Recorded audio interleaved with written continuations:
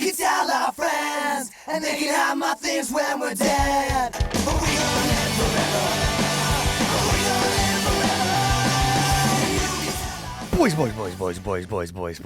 Boys. Back from Canada. Fuck yeah. Air Canada could not keep me away from the Boys cast. Yeah, they tried. Danny slid in like Holy- Indiana Jones after a weekend of just getting polluted. Oh, dude.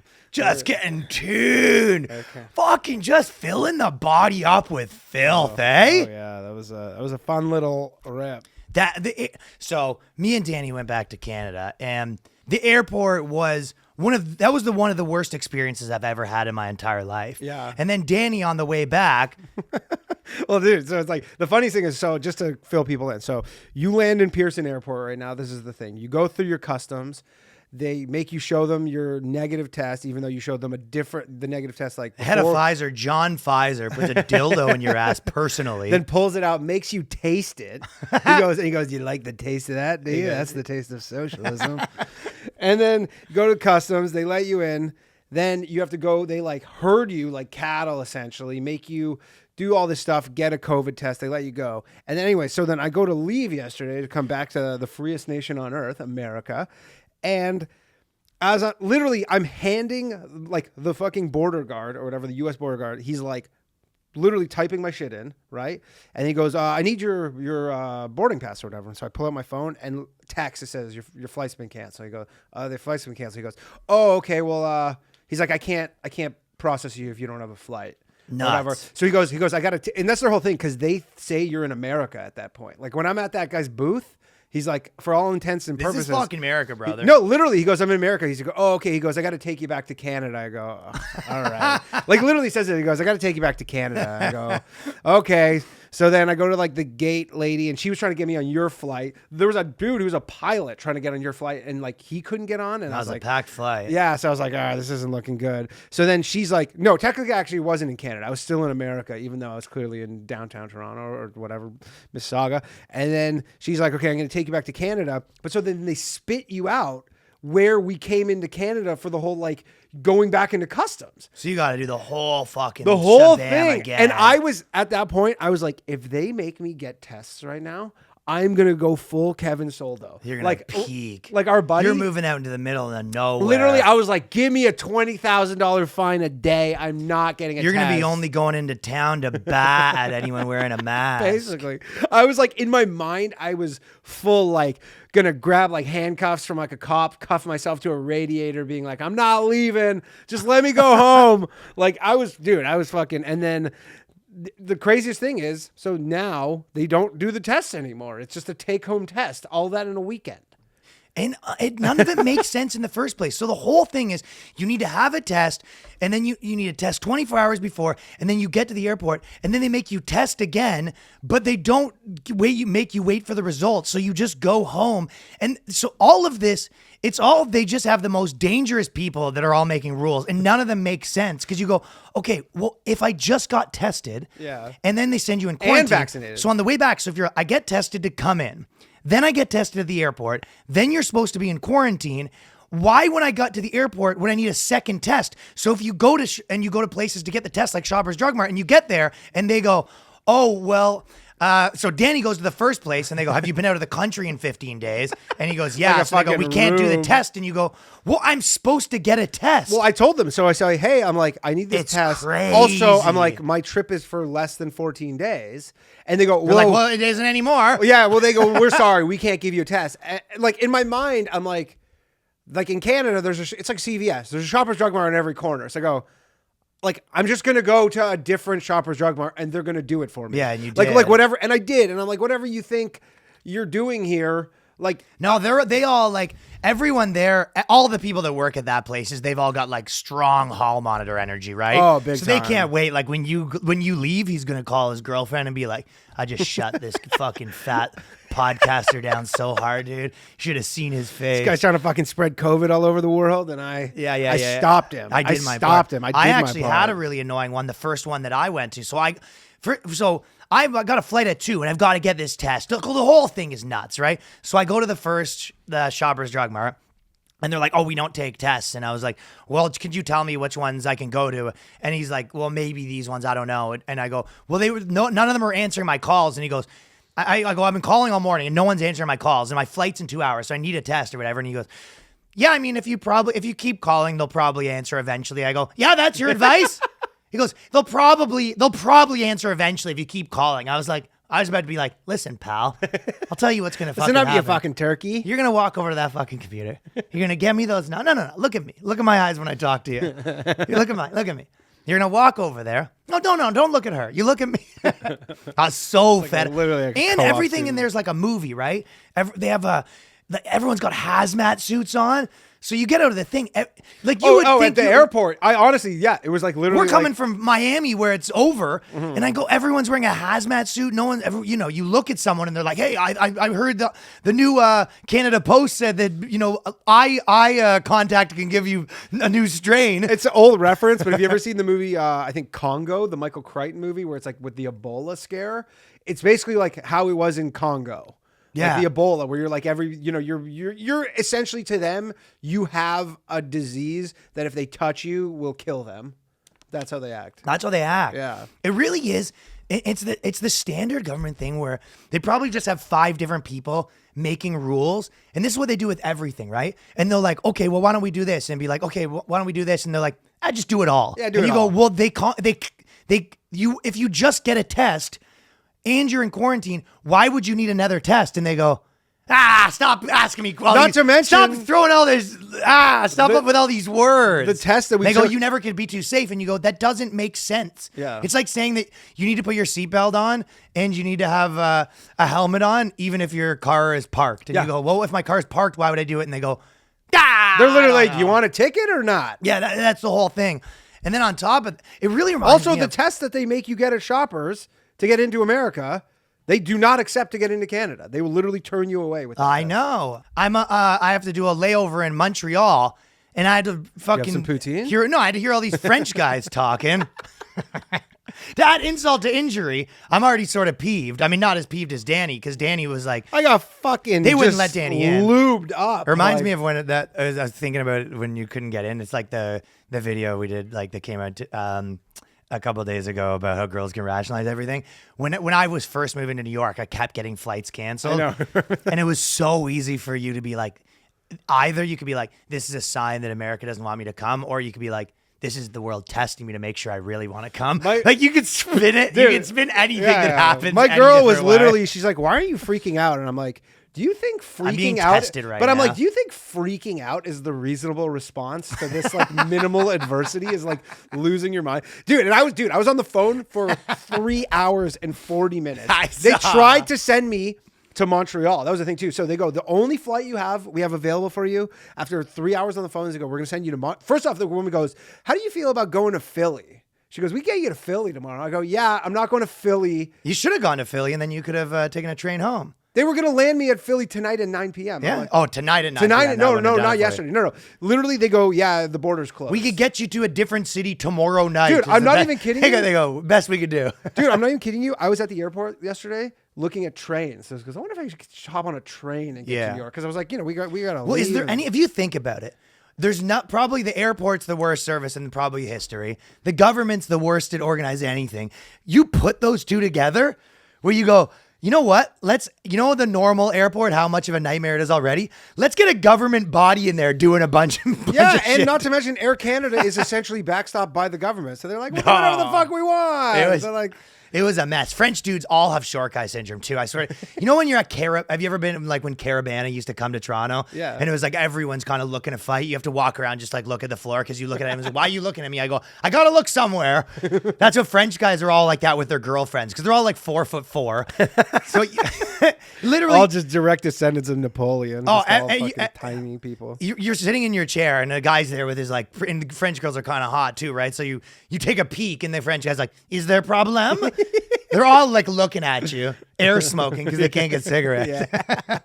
The one thing it was kind of making me think of, it was, the government, like, it's like they screw everything up and then they blame it on you. Like even, the residential school stuff, right?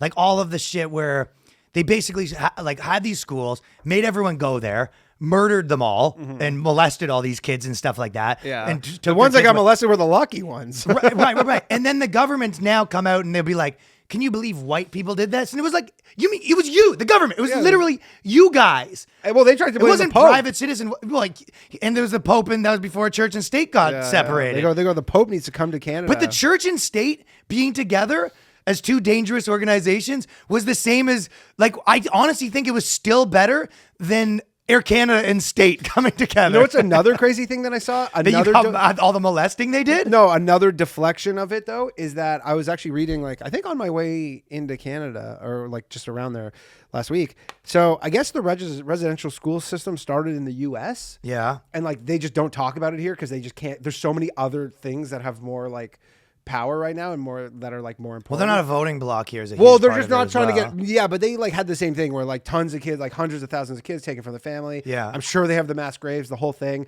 But so now they're trying to be like, well, you know, we only learned about these things, even the idea of them, because they went on like a fact finding mission to America. They're still trying to be like blame everybody else and be like, other than the government. They're like, well, we went to America. America did it. So that's where we got the idea. And then there's the Catholic Church. Who's they? Who's doing that? The Canadian government. Okay, yeah. Like they're like straight up. Dude, he's like, literally doing that. Have you ever seen that sketch? It was this was like an old, like, it was maybe a Mad TV or SNL, but this is like 40 years ago. Or whenever, it wasn't 40 years ago. It was whenever OJ trial was happening. Mm-hmm. And OJ's lawyer goes on and he goes, point to the guy that you think did it. And then he ducks. Yeah. That's what Justin Trudeau's doing. I think it was Mad TV. Justin Trudeau's he's going up there and he goes, listen, point to the guy that you think, caused this, point to the organization you think caused the residential schools. And then he points to the government, he ducks and he goes, the Pope, huh? Because there's like an Italian guy, a Guido there with a cross on. Puts on a Pope mask and he goes, this guy. Yeah, he jets over there and puts on a Pope mask. And he goes, got it, white people. And they're like, it was you guys, the Canadian government. But... Dude, yeah, I was not happy with Air Canada. Okay, listen. These people suck, and Pfizer, they're trying to say, listen, we want to give you a third dose. And I'm like, listen, you guys can have a third dose of my cock. I was texting you today, too. I was like, so I back home, I wanted to get a little taste of what's going on with the, but besides that, just, what's happening on TV. And, the radio. First off, I was in my hotel. So they gave me a hotel. Thank you, Air Canada. After literally the worst part too is I go, yeah, you guys need to put me up. I'm not going back to wherever. They gave him a motel and they gave him a schedule. They're like, we got two guys coming through. The craziest thing is one guy wants the one lady, the boyfriend experience. The one lady literally says, she goes, yeah, we can't give you a hotel. We only provide that if your flight's delayed by weather. And I'm like, no, that should be the only reason why you wouldn't, because weather's not your fault. I'm like, this literally the reason they gave is to go, hey, we couldn't get a crew together, so we can't fly you. It's like, yeah, you staffed it wrong or something. But so I turned on the TV, literally, this is like yesterday, an episode of Comedy at Club 54 from 1995 was on TV, and you're like, yeah, no wonder a comedy's not doing great in Canada. You're literally showing two open micers who were doing a set in Burlington in 95, and you're still airing it. There was my favorite there where the guy, he was a guy whose whole thing was he did crowd work and he was famous back in the day. And there was this competition there and it was they'd give you $200 to win it. And it was one of those things where I would just treat it like a gig where you get $200 because 3 or 4 times, and it was audience vote. Yeah. So 3 or 4 times I just drove out to Burlington, did this competition and walked home with $200. To the point where they're like, you have to stop coming. But the guy used to make me laugh because his whole thing was crowd work, right? And he would say, but all of it was stock crowd work. So he would say things like this. Impression guy? Yeah. I don't want to. It was one of the Club 54 guys, but he would go like this. He goes, hey, where are you guys from? And they'd be like, Hamilton. And he goes, we got running water now.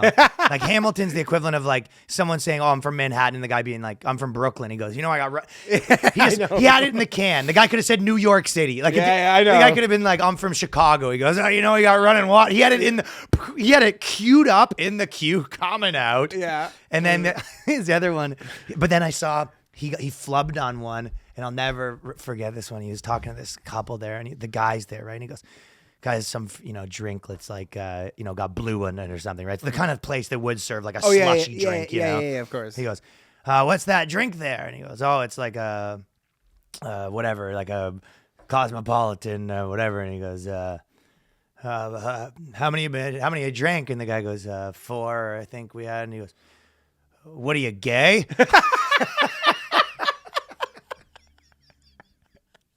I love, that's what he came up with. This is after like asking three. He was prying to ask three questions. None of those really give me an answer to one of my go-to things. Yeah. None of his go-to. really dip into the go-to. I mean, funny that was enough. the other one. And our other buddy, this guy, he does comedy out west, right? And like it's just a real like out west boy, right? And he's like a road dog, 50 years old, and he goes. He's doing a motorcycle joke, right?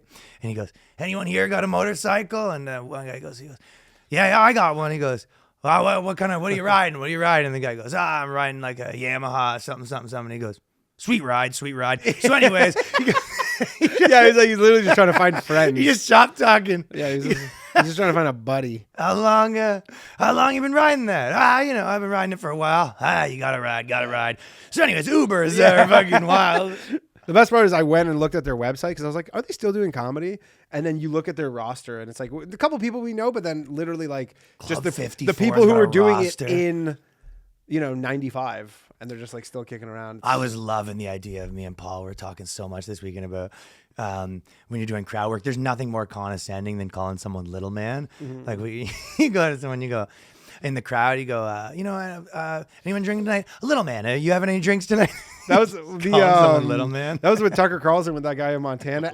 All the conservative people were like, "Did you see how he owned him when he called him son?" The guy was like 100 pounds heavier than him and 6 inches taller. He goes, "Listen up, son," and everybody's like, "Oh, Tucker." They put in like the glasses, cool guy glasses or whatever, and they're like, he called him son.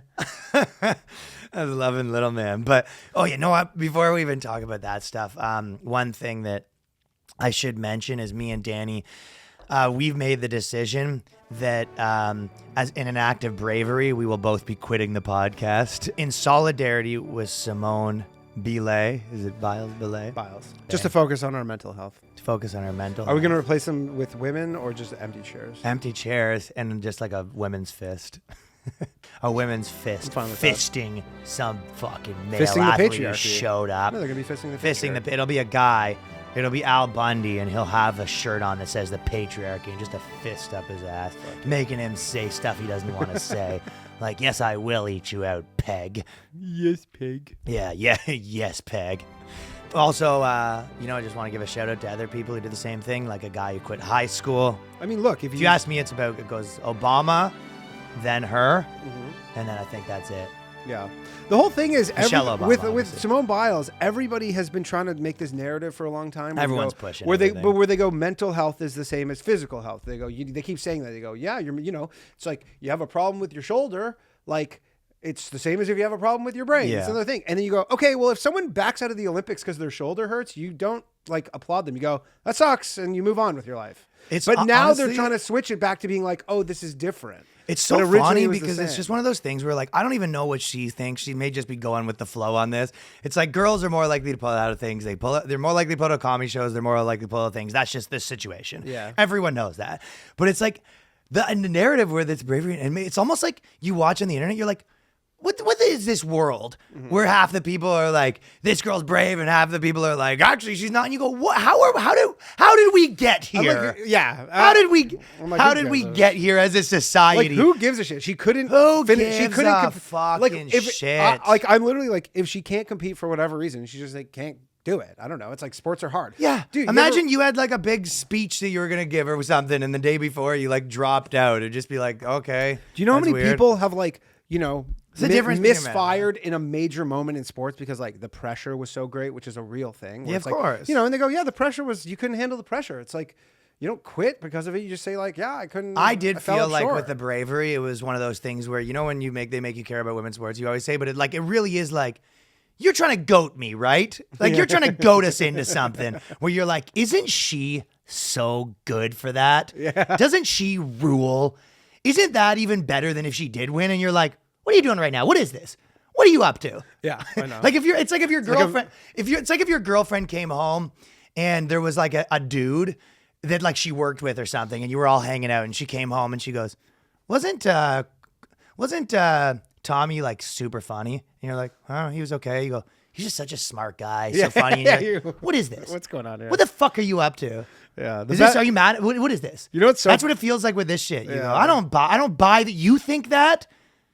What are you doing? The funniest is every time a Stanley Trying Cup, to get those rage clicks. every time a Stanley Cup final ends, there's always, once the Stanley Cup final is over, there's always like a thing that goes, yeah, this guy was playing with a broken leg. Literally every year they go, this guy was playing with a broken leg. Yeah. Or like a broken foot blocking a shot or like whatever. And then you're like, and he played through it and we're all like, great. But imagine it's like, yeah, Shea Weber, he couldn't play. He was sad. Stressed. Yeah, he goes, he couldn't finish the Stanley Cup finals. He just wasn't feeling, feeling a little sad. I go, all right, well, it's like the blues. I mean, like totally, like if that's the case, like fine, I don't know. It's just like You sucks, huh? he had the blues. Well, I remember when we were doing Ryan Long's challenge, like it was, you know, Max's grandmother died or whatever, right? Yeah. Which like sucks. But if that was a girl's grandmother that died, I would be like, fuck, we're gonna have to cancel this shoot. You know what I mean? Yeah, of course. I would literally be like, okay, what are our options? Calling the place. But like with him, I was just like, oh shit, that sucks, dude. And I'm just like, so, and he's like, yeah, obviously I'm coming. Okay, Dude, I'm if like, a okay, girl- fucking like, phew. Like I was like, for a second there, I was like, okay, you're not gonna be a bitch about this, right? Like we can't have to cancel a $20,000 shoot because your grandma died, Dude, if right? a girl's goldfish died, you were probably like, ugh. Are we gonna have to Do we cancel got fucking cancellation insurance or? goldfish? I was watching. There was some funny, like, it is funny to watch the sort of articles that they're putting out there with the Olympics. I got a few funny ones that was pretty funny. The one thing was, I got a few funny ones. They're pretty funny. I got a few funny. I got a few funny ones. They're pretty funny. funny. Pretty funny stuff. But the first one that's making me laugh is, you know, when people get caught doing the back-to-backs that are hypocritical, that's probably one of my favorite things. But one of the big ones, there was, I've been calling this out forever. It kind of relates to what we were saying about the blowjob stuff last week. But basically, they had a whole big article being like men sexualizing Olympians and why it's so misogynistic. And then someone just posted like 3 things of like, why the Asian rowing team is so hot to trot. And it was like a dude with his shirt off, you know what I mean? And all this stuff. And it was just like, yeah, you fucking liars. And then I saw one where it was just like, out of all the articles, it was just such a weird thing to pick. It said, it was Vice wrote this. It goes, this woman boxer just brought home a historic silver for the Philippines. And it was just like, hey, here's this girl won silver for Philippines. Yeah. It was like a different country.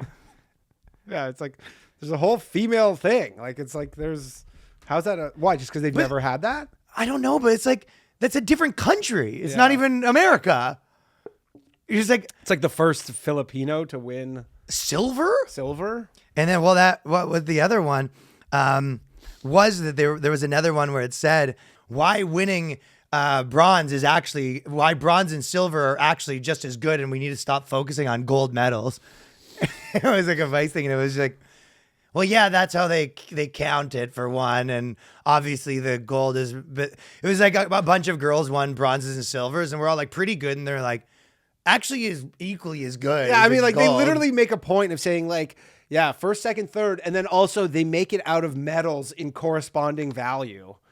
Like it's not like they go, let's make the bronze medal out of platinum, and you go, well, that doesn't work because that doesn't make sense because that's more valuable. It's so weird. Someone's like, oh, if I come in third, I get all this money from this. It's like, yeah, it makes 0 sense. It makes 0 sense. It's like literally the point of the Olympics is like, who's the best? Well, do you really have to? But that is so funny because, you know, the truth is places like that would never be covering Olympics, right? Like all these blogs, I bet you if you go back 6 years ago, a lot of these people wouldn't watch the Olympics. The only reason they started watching the Olympics is the same reason they got involved in, you know, anything like, you know, gaming or anything else is they're like, I think we could make this about an agenda. Yeah, we could pick it apart and kind of see like what's wrong with the Olympics. Yeah, they looked at comedy, like, you know, the same reason Robin DiAngelo's talking about comedy. It's like, she probably has never watched any, she just goes, I think I could make this about my thing. You know what I mean? So they're looking at the Olympics like a piece of red meat, being like, we could, you know, use this for agendas. So that's the first time they ever got involved in history. And that's why they have to, they kind of give, they're like, why do they even rank them? Yeah. Why don't they just make it all equal? Yeah, it's like they're literally saying, why don't we just give them participation medals at the Olympics? And you go, well, then why do we want to do this? That was a bummer, though, that our girl lost, eh? The trans one? Yeah, and you Yeah. know what happened is the trans woman weightlifter just took being a girl so seriously that she decided to suck at weightlifting. You know what's interesting? A lot of conspiracy theories floating around. And I'm not a crazy conspiracy guy, but Okay. I am a partial to this one. So 2 years ago, so she failed at the 123 kilogram snatch, I believe, or 125. But she Nice piece of snatch. Nice piece of snatch. 125 kilos. Not 125 nice. kilos Not of nice. snatch. Not nice. Just a But nice piece of snatch. She had lifted that before in competitions. So Whoa. so some people are like, weird you couldn't get it one time. Couldn't get it up. You've done it, unless like I guess maybe the more of the hormone stuff or whatever. But a lot of people are basically saying, if you're a real activist, the move is not to win.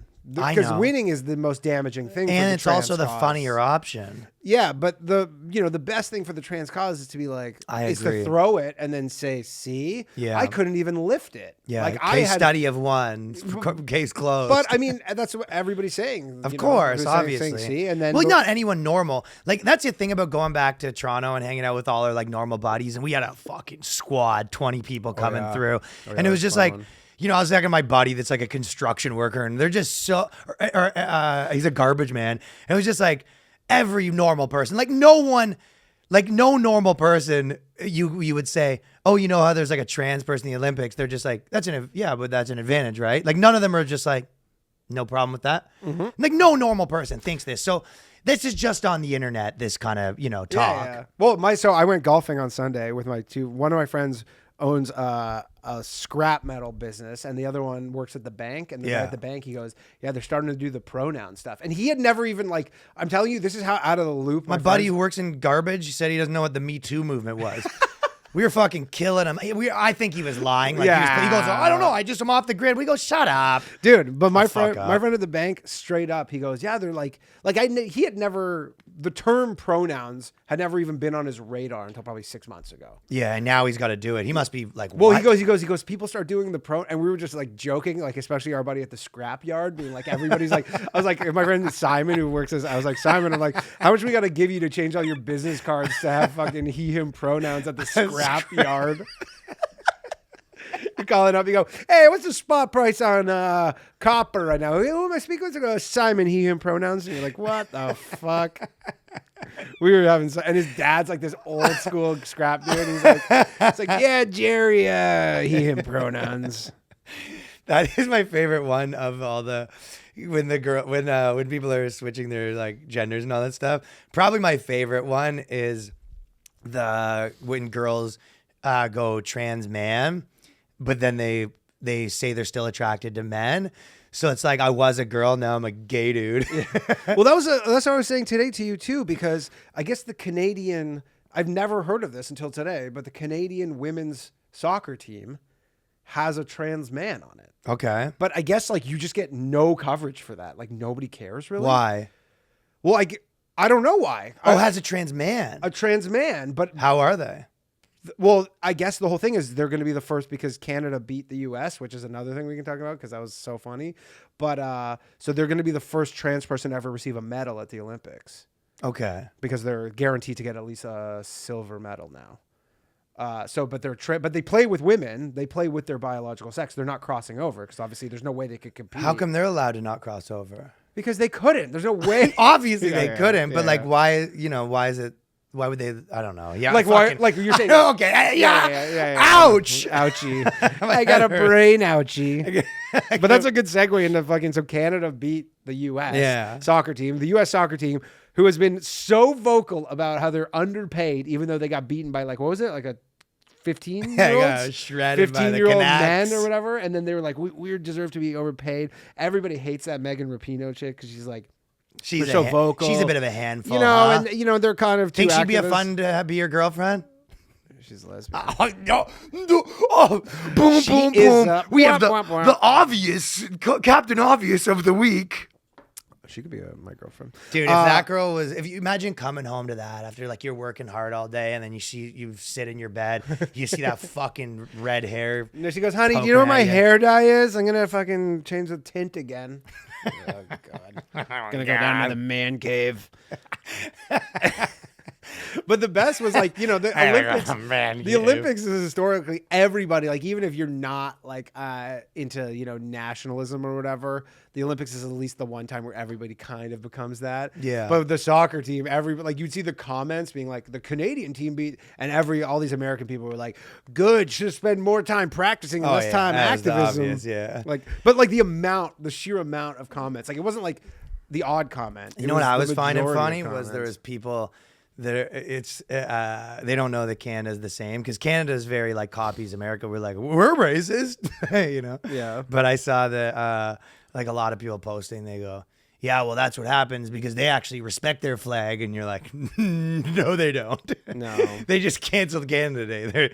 No. They're fucking this shit on crack, you know? Yeah, that was another thing I was saying. I was listening to the CBC radio. You're liking the commercials, though. Right? So the commercials were, there was, I was watching TV for 10 minutes. There was one commercial was like a bank commercial, and it was all just like gay couples. Yeah. Which was like, okay. Well, do you think that it's possible that like they target to who's watching kind of thing? They just know.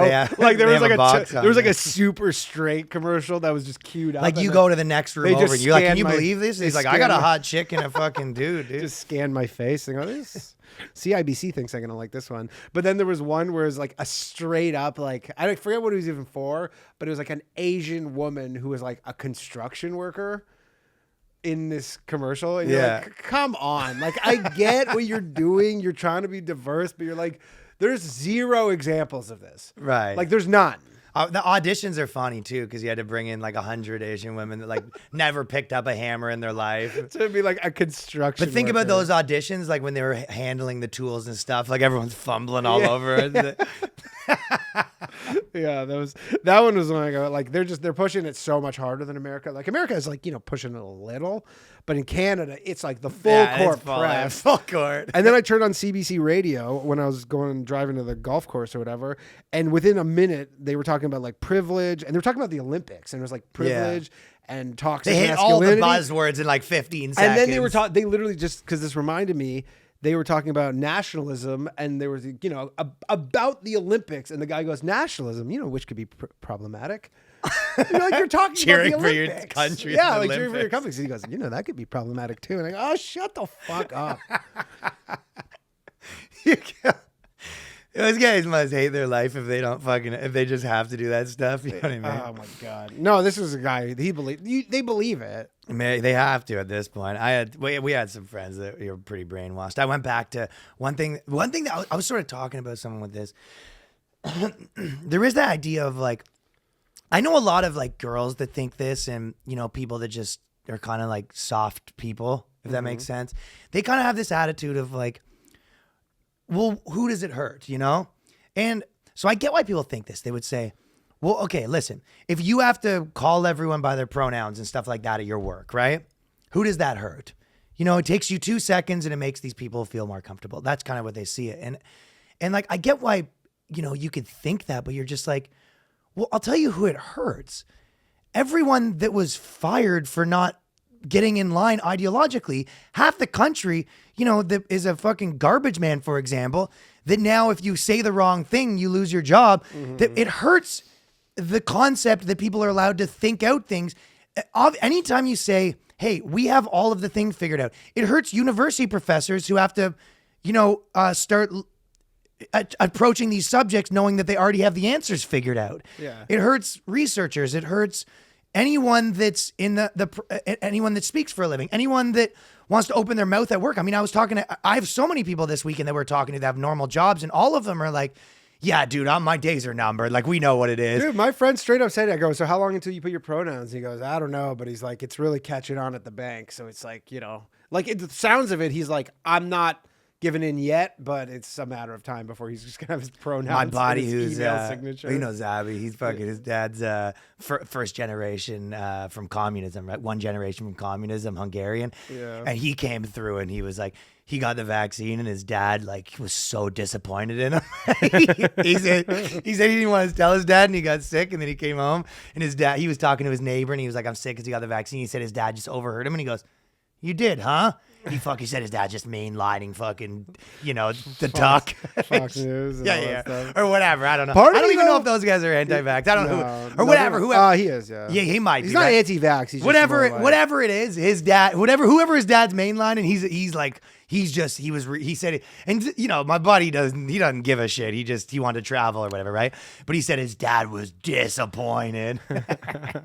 Part of me though, actually, after hearing that from my friends, like my scrap metal friend or whatever, where he's like with the pronoun stuff, I'm like, kind of do on it because I just love the idea of all these just like super out of love touch it. guys, just like fucking dads from Woodbridge being like, hey, my name's Tony, he, him pronouns. Like they're forced to do it, just like At the mob. like construction workers Yeah. being like, I think SNL did like a woke mob thing theirs was kind of SNL does woke mob things being like, well, they actually should be doing this though. yeah. Yeah, fucking the thugs. We were laughing the idea of how every like all our, like we were kind of saying, our hood friends, everyone has made this observation, but like every dude that's kind of hood, they're all, whenever they talk to their parents, it's always back to their normal voice. Yo, what's a guan? Yo, butty boy, Oh, hello, mother. Yes, mother. Yeah, oh, totally. hi, mother. Yes, mother. And we were saying our buddy It was kissing their teeth at everybody else but their parents. Yeah. I was talking to my brother. He was his buddy was Filipino. We're joking because he talks to his parents in Filipino, right? Mm-hmm. But we're saying he's like, yeah, what's up? Yeah, you know what it is. Yo, you need a Digo? You need an ounce? Oh yeah. Just gotta take a quick call. Yo, what's up? Yeah, so. Oh. Oh, hello, mother. I love how that's your version of Filipino. But yeah, he just when he calls his mom, he talks to his mom in a racist Asian racist. accent. He goes, sounds like we're not Japanese. I don't. Why are you talking like that? Yeah, He goes, you know what? asshole. Yeah. What's up? It's all good. You know what I'm saying? Yeah. Yo, you want a Digo? You want a fucking, a pound? Yeah. Yo, cut that. Yeah. It's true. Oh, I gotta take a quick call. You know what it is? Oh, yes, mother. That's so funny. Yes, mother. Hello, mother. They talk like a British schoolboy. Yes, mama. Dude, I'm telling Hello, you, papa. my fucking half Jamaican friends, like black dad, white mom, hard British schoolboy with the parents. Yeah. Oh, hello, mother. Oh, yes, I will be home for dinner, mother. That's funny. So speaking of rap dudes, one thing that was like pretty wild, but wanted to go through is did the DaBaby stuff. And we were talking about DaBaby last week and on the Patreon, I believe it was. But one of my gripes with DaBaby, and I already said it, boomery gripe. Cucking you in the gym. So I said that I was listening to him in gym and I couldn't listen to him too much because it was hard to work out. Every single song is about fucking your girlfriend. So every song is like, then I had her in the, she's sucking my dick while you're working the barbells. You're at the gym and she's sucking my balls and I'm messaging her right now. I'm meeting her parents and I'm fucking her on your bed. And you're like, yeah, I don't know about all this. But it's too much of that. Yeah. I'm like, DaBaby, can I have one song about us doing something together? How about we fuck someone else's girl? But he went on a rant. Yeah. Do you see this? I did. Yes. He got kicked off of what? Oh, he was losing everything. What was the Lollapalooza? He was supposed to headline it. Well, because gangster dudes, like it's so same reason I say that like Indian dudes are white girls on crack, Indian girls are white girls on crack. They're like gangster dudes, and especially the same way that like if you're some construction worker in the sticks, you're not paying attention to this stuff that much. Although I bet you a lot of them in the last 3 years were like getting into the Fox game pretty hard. You know what I mean? Yeah. Oh yeah. But some of them aren't paying too much attention to this, right? And with these guys, they weren't ever getting in trouble for much, so they just say this normal stuff they did. And basically, DaBaby he apologized for being for a big homophobic rant, and then Vice says DaBaby's apology for being homophobic definitely has nothing to do with him losing tons of money. So they're basically saying he only apologized because it's like we're mad at him, and it was like, Yeah, Yeah, no shit. yeah, no shit.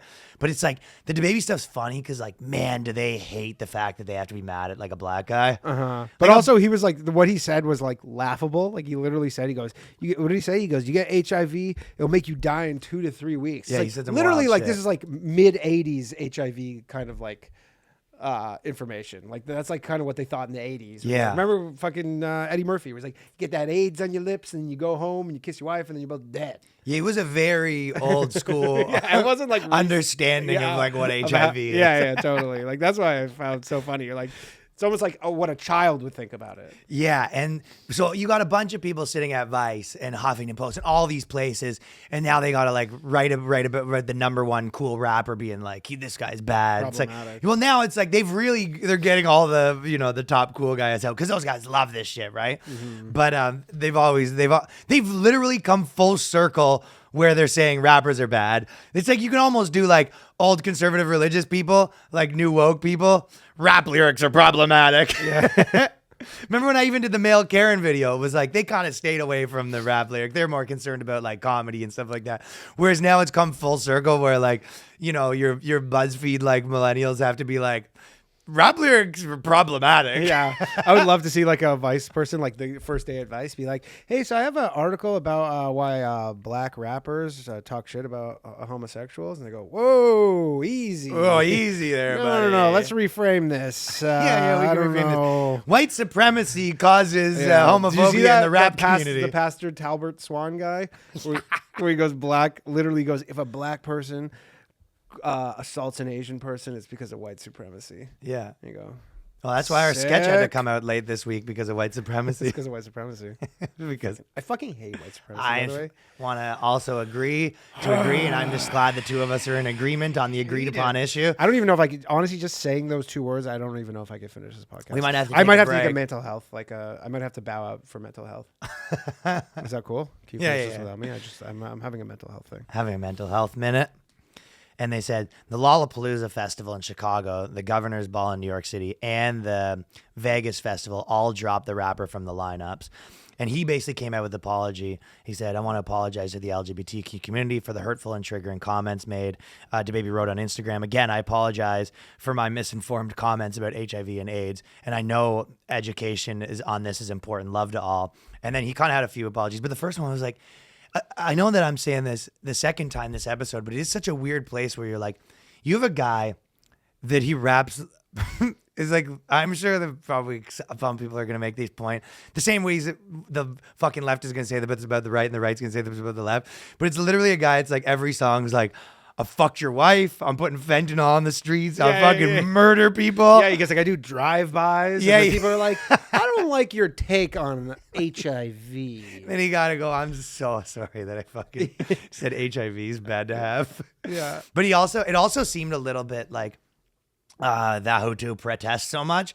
Like when you are at the club and he's like, put your hands, put your light up if you're not gay. And then people are put their light up. Yeah, that's right. It's a bunch of not gay dudes. No, the best is the guy who wasn't paying attention. Everybody's got their light up. And Yeah. he goes, what are you guys doing? He goes, you don't know your phone up, dude. Yo, what are you fucking gay? That's like a prank. It's like literally like a joke you do. It's like everybody, like you Put like your phone up if you're not Yeah, gay. but you're not gay. And so it's like, what was that? And everybody's got their phone up. They go, oh shit! Like Literally, he said, put your phone up if you're not gay. Last one with their phone in the ear is gay. yeah, like he's like, maybe he is a child. Yeah. So he goes, well, you know what we all learned today? DaBaby. That's what happens when you try to fuck all our girls. Yeah. Everyone gets mad at you. Funny thing is, have you noticed you don't have cable, so you probably don't watch TV very much.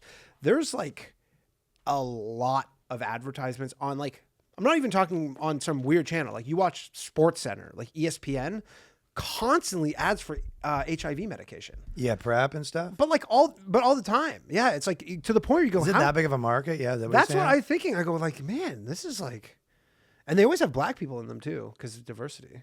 Interesting. Yeah. I don't know. Yeah, I guess. Yeah, it's one of those things where He just doesn't diversity watch just seems enough kind of ESPN. racist. You know what I mean? Yeah. Like you have 10 guys and it's all like black guys. And you're Yeah, like, in an it's- HIV commercial, you go, You go, "Oh." this seems a bit racist, yeah.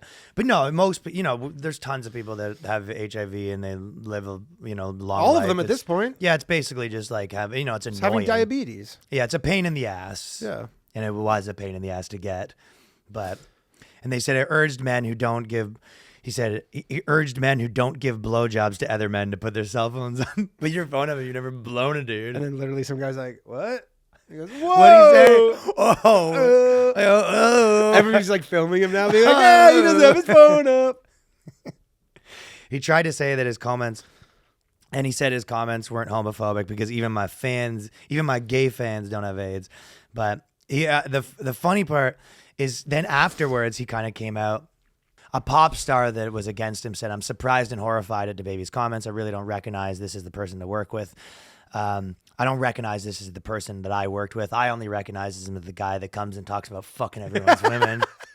Well, after performing a drive-by shooting on a local gang adversaries. I just know DaBaby is a man who has guns and fucks all your girls. I don't know him as this guy who says mean things to the gay community. Elton John came out and he was mad about it. But he came out with another apology and he goes, anybody who's affected by this, y'all got the right to be upset, but what I said was insensitive and I have no intentions. But then he came out afterwards, the last part, and this is what I was trying to find. He said, he goes, but the LGBT community, I ain't tripping on you because y'all business is y'all business. And so it was almost like way better than a white apology. It was kind of like not a pussy apology. He goes, yo, well, y'all got to do what y'all got to do.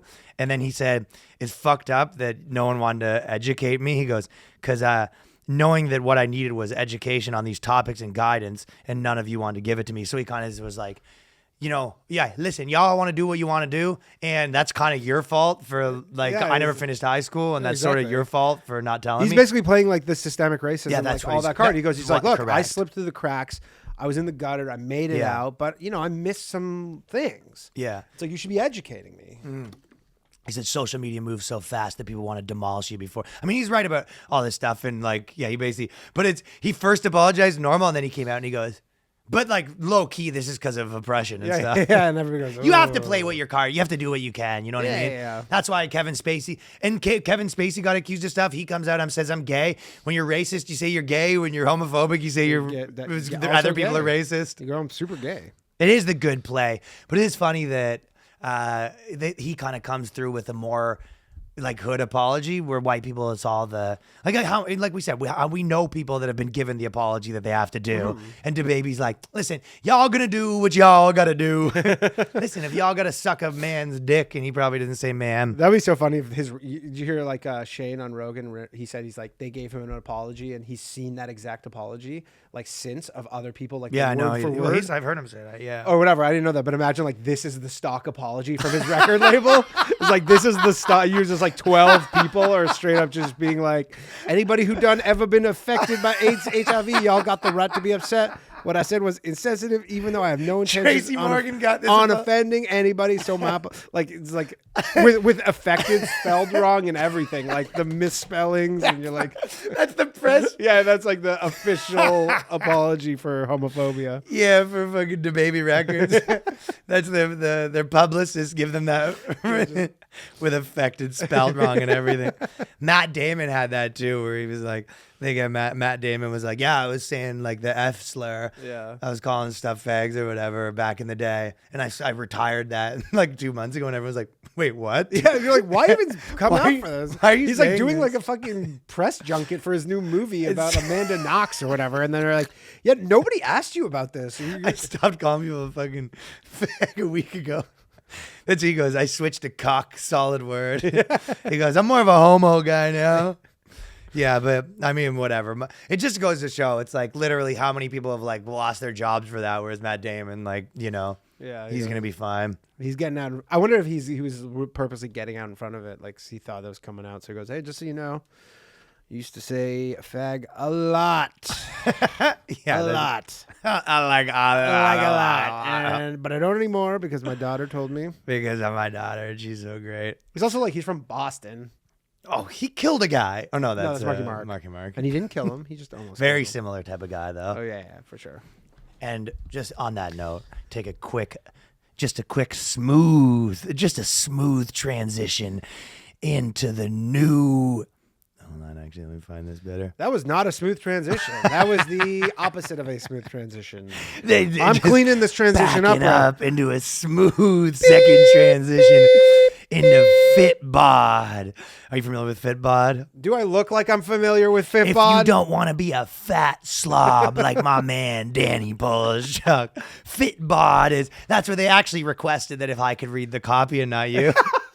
That's like, remember? They said, keep the copy away from your co-host for the Fitbod. Remember for a while, McDonald's, especially because, we used to like go for commercial auditions. Yeah. And McDonald's had a thing forever where they're like, we only cast skinny people because we don't want people like. Well, yeah, you can't show a fat guy slobbing down a Big Mac. But now they switched it. Now it's the other way because of diversity. Because all the diversity. They just got some fat pig shovel like handfuls of fries down their gullet. Dude, basically they had to go the other way where McDonald's had to like give in and just like there's a guy on a fucking rascal scooter just like blending 8 cheeseburgers and drinking it, and you're like, the cost of diversity. You need that representation. Well, if you don't want to be a just gigantic slob on a mobility scooter, Fitbod. So don't get stuck doing the same workouts. Making progress towards the future means overcoming new challenges. Fitbod creates a fitness program and continually adapts new exercises and dynamic intensity that adjusts on how you're progressing. So you'll be challenged to meet your goals in your own pace. So if you don't know, basically what it does is you sign up for this app, right? And you do workouts, and it like clocks all the workouts you're doing. Mm-hmm. And then it gives you new ones based on your, you type in how many days you're going to do, all that sort of stuff. And it gives you new workouts based on how much you did and how much like resistance you did and what weights you did and all this That's stuff. pretty cool. And no, it is fucking sick. It's like, Yeah. because it's, cool. and there is one, you do get tired of doing the same workout too. So it kind of updates it and all that stuff. But I mean, that's the main thing with working out is that you got to switch it up. you have to switch it up. Body And gets perfection's an custom. illusion. There's always a higher level to strive for that looks different for everyone, and especially when it comes to fitness. So they take your, all your specs into conclude. They type in Danny's specs. They go boop boop boop boop boop. You're gonna need 9 Fitbods. The phone starts smoking, and they go, maybe. Do they have any workout plans for the people who tie weights to their cocks and just to stretch them out? That's what they have for you. They go, just tie a weight. No, that's what Danny does. He types in you put in the Fitbod, and you're like, listen, I want like a really good workout plan. They're like, before we even get started on the rest of your body, You just tie this 5-pound weight. Danny types Walk in all around his with it for specs. 6 months. It just says, hang a weight off your cock and do Kegels. You're like, when do we get to the other biceps and things like we're not even. Can I do push-ups in the meantime? You go, absolutely not.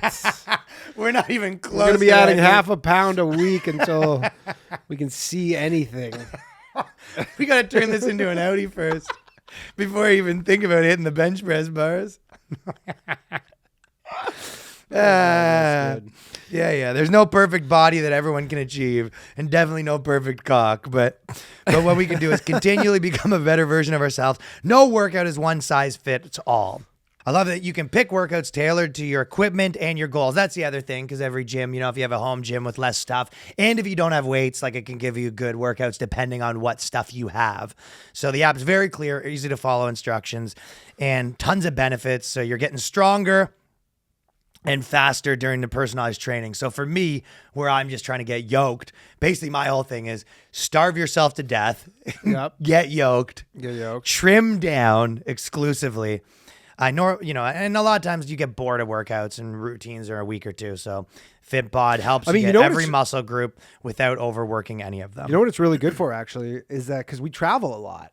And that's a big part you of go it. to Yeah, like stuff like that. sometimes you're in a hotel, no gym. Yeah. Or like it has like just like a weird It's got an gym where it has, like, algorithm two that uses things. data and analytics to help all that stuff. So no equipment, exactly. No equipment, no worries. Fitbod has body weight routines for those looking to get fit or on the go. And it integrates other fitness and health apps like Apple Health, Fitbit, Strava, and all that sort of stuff. And there's a watch that you can get to go with it. So pick up the pace of your fitness journey with Fitbod today, and your future self will thank you. So you don't have to look like a certain someone on the podcast. Pick up your pace and get 25% off, which is a pretty good promo code. 25% off your membership at fitbod.me/boyscast. That's 15% at fitbod.me/boyscast. Now, So I was thinking, because we talked about Robin DiAngelo earlier. She had when she was 34 was when she realized that she was white. What? And she had an out-of-body experience realizing that she was white. She looked back at her body And then and she goes, that's a crappy body. She goes, I felt so loudly white that I remember being hesitant to go outside. Ugh. When did you realize you were white, Ryan? You're about that age. When I hit the dance floor at a Jamaican wedding, I said, wow. Yeah, when when you heard Bati Boy about 4,000 times. Bati Boy was cranking 95 people doing the worm with their big dicks out. And I looked down and I said, wow. Yeah. Yeah, there's a person was interviewing her. white. And it says the first time you realize, and she literally recounts the first time she realized she was white. And you go, this person has a mental illness. There was this guy that Kurt was talking about that he went on he was a writer at like Comedy Central and those places. And he goes, I realized I was white when I was at a Sinbad show. And they were all saying, you know how it is to be black. And I didn't get the references. And I realized, wow. This is what it's like to be black. That's what he said. He did this fucking heartfelt thing. And I was like, holy shit, dude. Yeah. Because that's someone who's just like never been around any sort of culture in their life. Well, that's we were sort of talking about that this weekend where it's like, the truth is like poor people, whether they're, all different colors, a lot of poor people agree more with poor people than they do about rich people. It's like not always about race, right? But that's why the reason why they claim to like, Muslims and groups like that is because they don't know them. When in reality, when you know a group, you like some parts of them and you don't like some parts of cultures, right? Absolutely. So it's like, it's so easy for them to just be like, I hate white people, but I love Muslims and I love Mexicans, because you really don't know any. For sure. And again, it's nobody's challenge. When you go, I hate white people, and everybody goes, well, cultures are romantic when you don't experience them. When you're in things, it's like a job might be romantic, or a girl that you don't know that well. You're like, I'd fucking would love to marry her. Then once it's your fucking dumbass wife, it's like, ugh. Me and Ernie went out last night for because I was stuck at the hotel. Yeah, and we went out for near the hotel for just like a drink and some food or whatever. And then we ended up in just like a very Muslim area. And there was a store there called I Love Modesty. Yeah. And it was a women's clothing store called I Love Modesty. It's like a Muslim store. It was like a Muslim women's clothing store. Literally called I Love Modesty. Check it out. Love it. Dixie Road. Free plug. Free plug. So you buy like the burkas and stuff like that? They sell all the Modesty. It's like you love the Modesty collection. Yeah, the Modesty collection. You go, I fucking love Modesty. Dude, I'm gonna get your chick a gift certificate. That would be so funny. It's like, just if your girlfriend's like gross, but you're not Muslim, and it's kind of your joke, but you're trying to just kind of get it in there. You go, hey, I got you a gift certificate to I Love Modesty.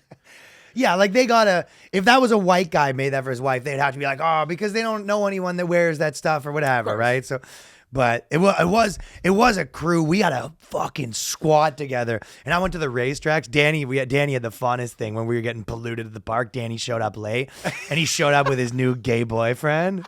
He probably listens to No Emotion Accent. Danny shows up, right? So because everyone was coming in with big entrances, like our boys. So and everyone showed up. Our one buddy, because we had 20 people. This guy loves to party, bees. Yeah.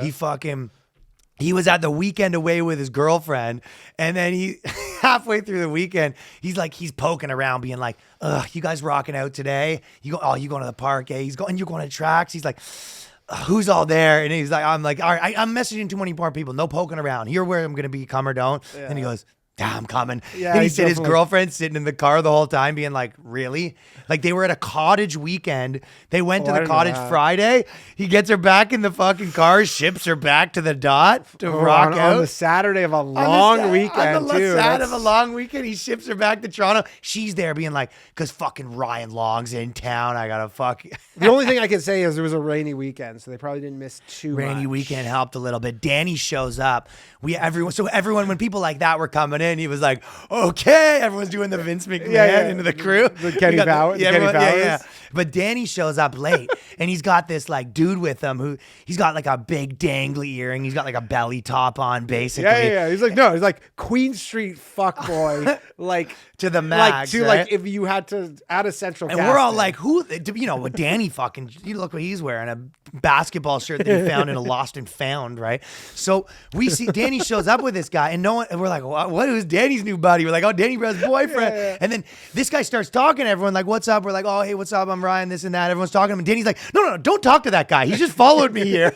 No, literally, dude, I was fucking walking on Queen Street to go meet you guys, and he crosses the street, and he goes, hey. I was like, hey, what's up? He goes, he's like, you're from the videos. And I was like, yeah, how's it going? He goes, oh, like, cool. He's like, what are you doing in town? I'm like, oh, I'm like from here. I just came back for the weekend. And then he's walking with me. I guess I thought he was walking. And then he's like, can I get a photo? He's like, I'm like, yeah, if you want to, sure. And he's like, man, he's like, I love your and Ryan's videos. And I was like at the gates of Trinity. I go, Ryan's right there. I'm like, if you want to get a photo too. So then he goes, oh, yeah. And so he starts walking. And he didn't even get a photo.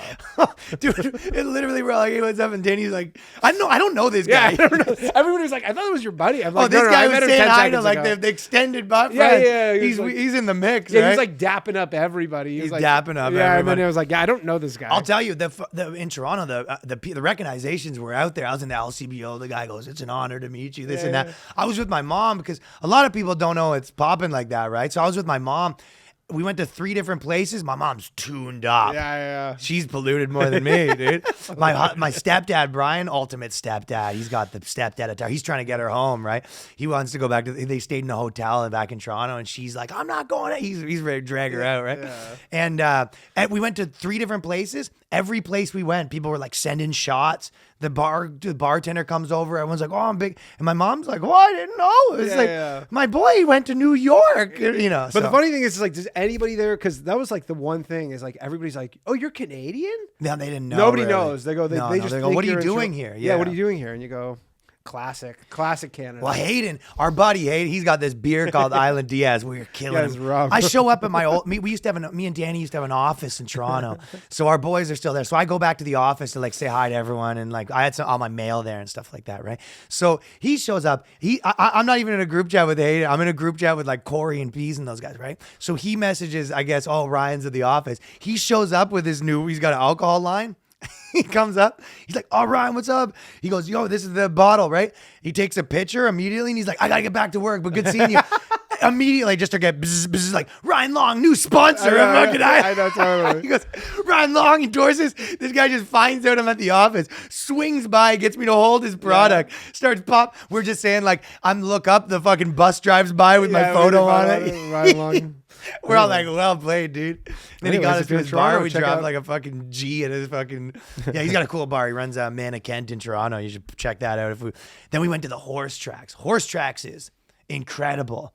I've been not for a long time. Well, it's very like Jamaican guys love the tracks, man. It's a very like old Jamaican guy with pointy shoes kind of activity. Yeah. You know what I mean? It's a weird scene. But I saw some people that were, that was another one. Like, it's all we were killing Jarek. You know, we always kill Jarek on being short, but he's like, 5'11". Yeah. But we were saying that we kept saying all the people were coming up to him being like, "Hey, your race is about to start." Hey, little man, your race. What are you doing in your civilian clothes still? His girl started working at his company because he runs a big company, and we're saying that she's going up to him like, she's sitting in her bed complaining about her boss. But how funny is that?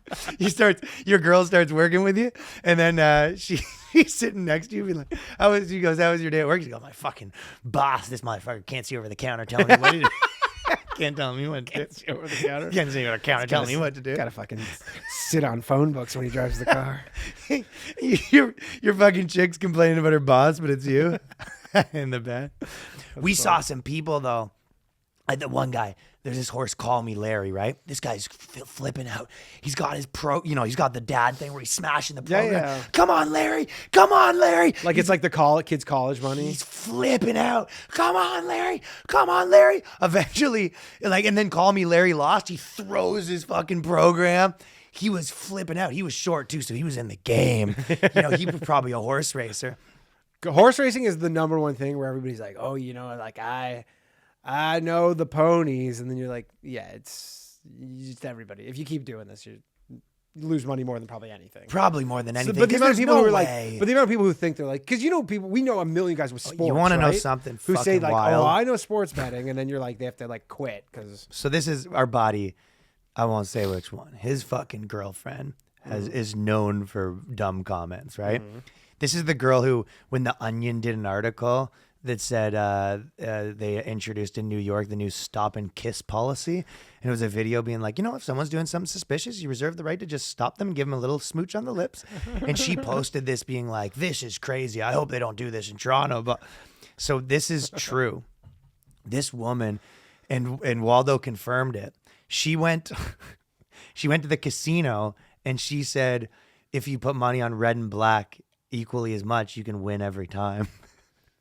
And she was sitting there betting for an hour, putting like $5 on red, $5 on black. And then she's just like, and then at the end of it, she was like down a little bit because of the greens. Yes. It's insane. And she was there. She's telling people and they go, you're kidding, right? Yeah. And she goes, no, it's like the perfect scam. It's like, holy shit. That's so funny. It's fucking insane. But we saw another guy.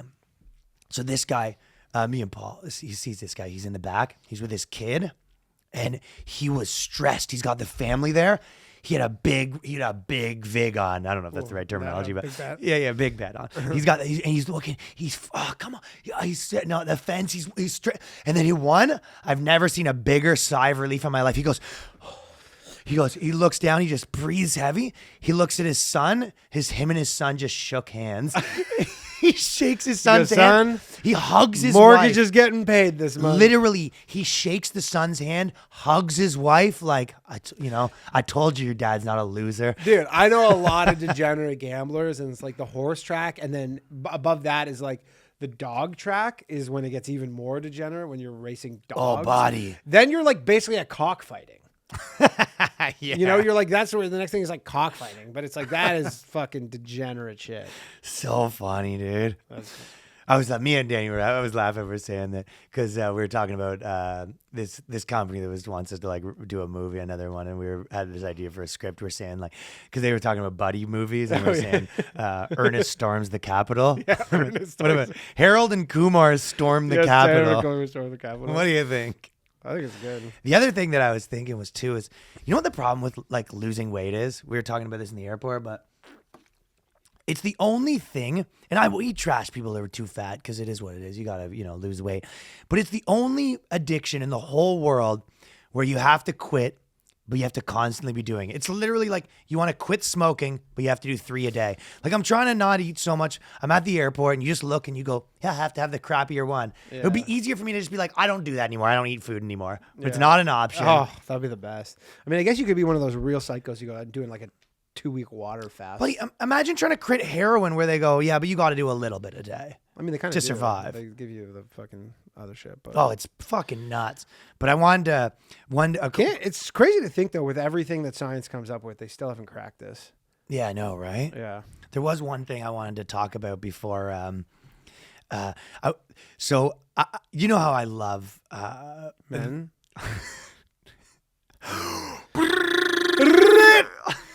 The CNN. It's almost like it's almost like a sickness where CNN can't stop with their Trump articles, and they had some fucking dingers. Yeah, that's some good ones. I guess I'm just as bad because I see them and I'm just like sick.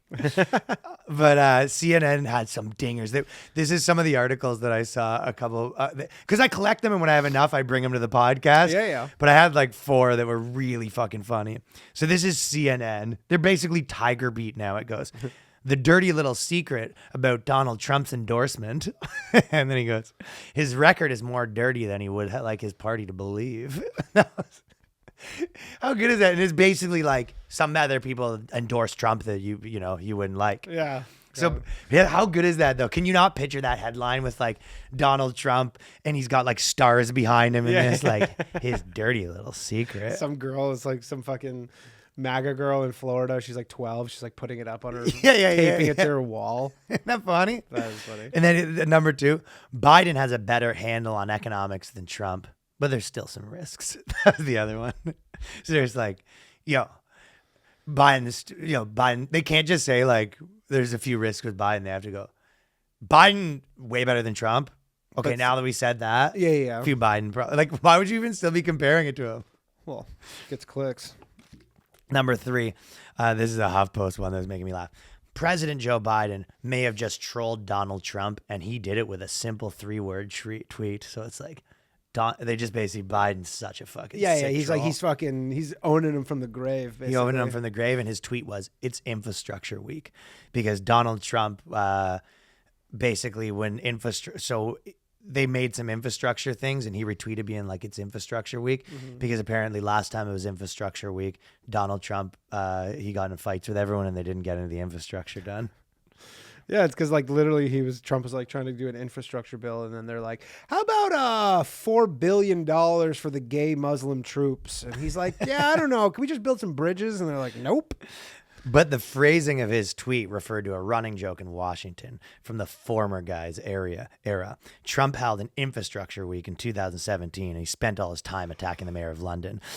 But the funny part is then they go, Twitter users couldn't help but enjoy the presidential trolling. So this is some of the tweets that they pulled out. Twitter users. Some of the Twitter users. It's like a monolith. All Twitter users were really enjoying Biden's tweets.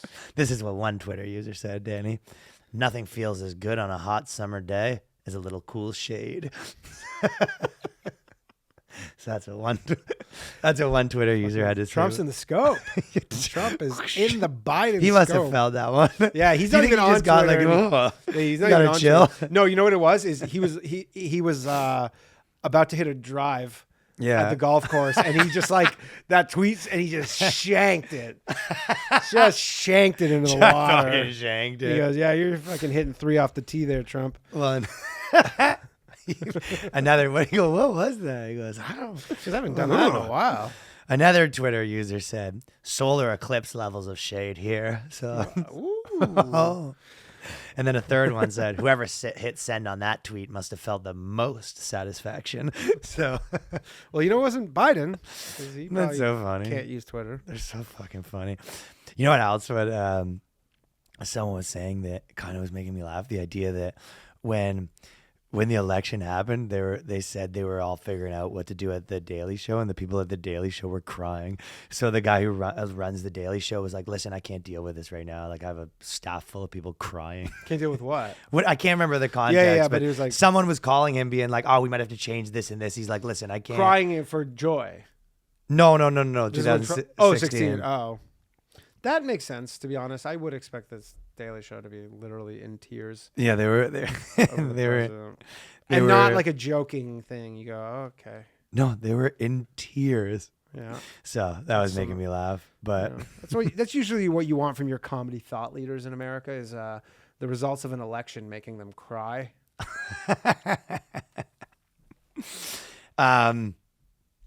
Ladies and gentlemen, this has been The Boys Cast. You can check us at patreon.com/theboyscast for an extra episode every week.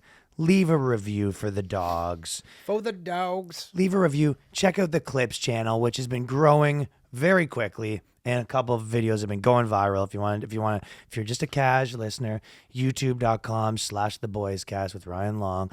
And other than that, we have a bunch of questions that we're going to ask. And if you want to ask me any questions, I respond to everything on the Patreon.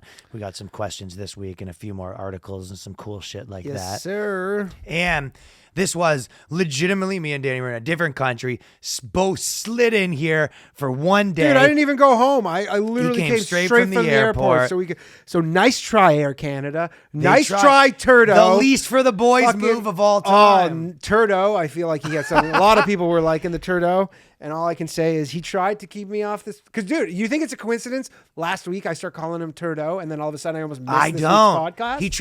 He tries to keep the boys away. Dude, he is trying to keep the boys away. Well, it didn't work, did it? Did not work. So the pod happened. The Boys Cast. No sleep. Straight from the port. And if you want an extra episode every week, patreon.com/theboyscast.